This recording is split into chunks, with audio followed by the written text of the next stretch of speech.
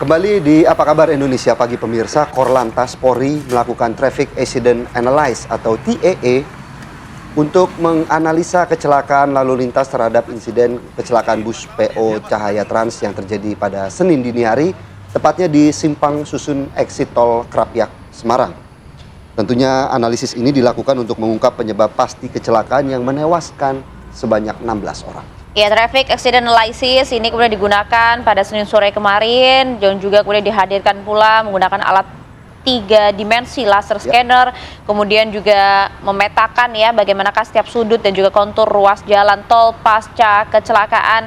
Selain pemindaian 3 dimensi, petugas juga memanfaatkan drone pula nih untuk kemudian mengambil gambar dari udara seperti apa, agar nanti pada saat penentuan proses analisis ini bisa jadi lebih efektif, akurat dan juga efisien, terutama dalam melihat pola lintasan kendaraan sebelum kecelakaan terjadi.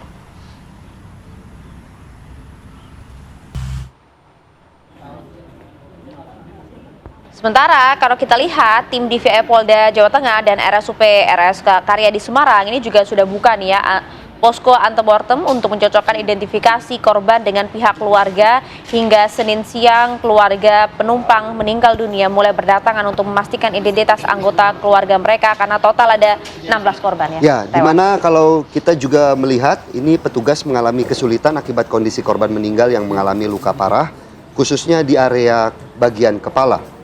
Untuk itu, tim Disaster Victim Identification atau DVI Polda Jateng membuka posko antemortem di RSUP Rumah Sakit Karyadi.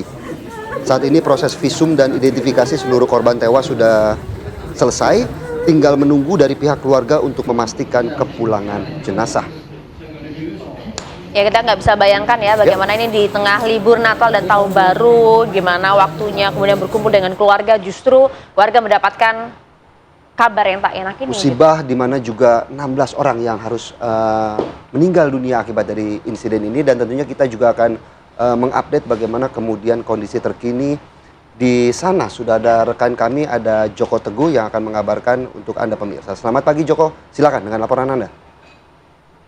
Selamat pagi Philip dan Maria. Saat ini saya berada di Rumah Sakit Adiatma Tugurejo, Kota Semarang, di mana ada beberapa dari korban kecelakaan bus Cahaya Trans di Semarang kemarin yang masih dirawat di rumah sakit ini. Ada 3 orang yang menjalani perawatan sampai saat ini dengan kondisi fraktur atau patah tulang yang diakibatkan benturan ketika terjadi kecelakaan. Sementara di rumah sakit ini juga kemarin merawat 5 orang lagi yang luka-luka, tapi kemudian menjalani perawatan rawat jalan. Sementara 1 orang meninggal dunia saat dibawa ke sini, kemudian dibawa ke Rumah Sakit Karyadi di ruang jenazah. Dan untuk jenazah di Rumah Sakit Dr. Karyadi, informasi terbaru sudah dibawa pulang oleh pihak-pihak keluarga, dan ada 16 orang yang teridentifikasi oleh tim dari DVI Polda Jawa Tengah. Dan untuk olah TKP di lokasi kecelakaan sudah dilakukan kemarin baik oleh Satlantas Kota Semarang, Dirlantas Polda Jateng maupun dari Korlantas Polri ya. Dan hari ini akan dilakukan gelar perkara dari kasus ini yang akan memastikan apakah status dari sopir ini akan dinaikkan menjadi tersangka. Dan dari polisi sudah mendapatkan 2 alat bukti cukup untuk menentukan status dari pengemudi dari bus Cahaya Trans ini. Begitu, Philip dan Maria. Ya, tapi apakah kemudian Anda sudah mendapatkan informasi kalau kita balik lagi, kita melihat apa sebenarnya penyebab kecelakaan itu? Karena kan banyak kabar simpang siur, bahkan ada yang mengatakan bahwa PO bus itu ilegal, Teguh. Ya, dari gelar perkara yang dilakukan kemarin, di olah TKP kemarin, polisi akan menentukan hari ini ya.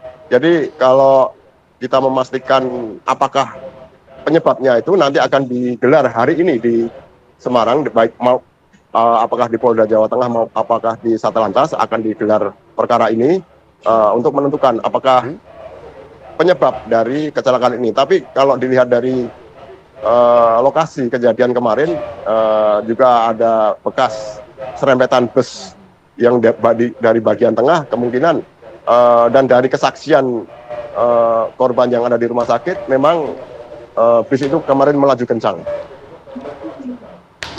Gitu. Oke, artinya saat ini kondisi dari korban yang juga mengalami luka-luka, terakhir sekali lagi singkat saja, Joko. Ya, ada 3 orang yang masih dirawat di Rumah Sakit Tugurejo Semarang. Mereka mengalami patah tulang dan ada 1 orang kemarin yang sudah dilakukan tindakan dan yang 2 orang masih diobservasi untuk kemungkinan akan dilakukan tindakan pada hari ini. Begitu, Maria. Oke, terima kasih Joko Teguh melaporkan langsung dari RSUD Tugurejo Semarang, Jawa Tengah. Terima kasih.